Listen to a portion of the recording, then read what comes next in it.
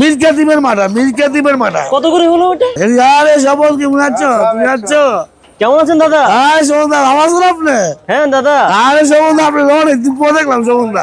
আপনি কি করছেন দাদা? এ দাদা মাটা বেচছি দাদা আমি। এই শীত নাই গরম নাই মাঠা বিক্রি করেন? হ্যাঁ দাদা 12 মাসে আমার মাটা।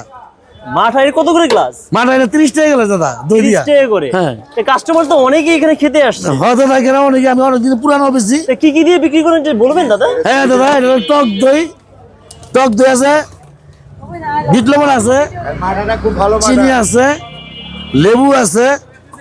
আপনি এটা হলো আপনার মুন্সিগঞ্জ বিক্রমপুরের মাটা, মিল্কা দ্বীপের মাটা, মিল্কা দ্বীপের মাটা, মিল্কা দ্বীপের মাটা। কত করে হলো ওটা? এটা 30 টাকা, 30 টাকা, 30 টাকা, 30 টাকা। এত কিছু দিয়ে 30 টাকা? হ্যাঁ এত 30 টাকা পুরানো ঐতিহ্য খাইতেন।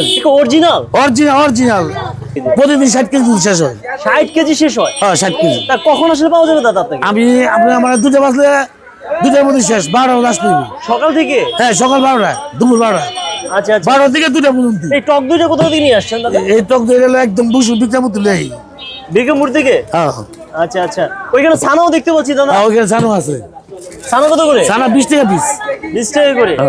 আচ্ছা লেবু দিয়ে দুধ টক দই দিয়ে 30 টাকা করে? হ্যাঁ এখানে ঢাকা সিটিতে এই মাটা নাই আর ছাড়া এই ইসলামপুর ছাড়া আর ঢাকা সিটিতে এই মাটা কেউ বিক্রি করে না, এই বিক্রি করে এই ইসলামপুরে।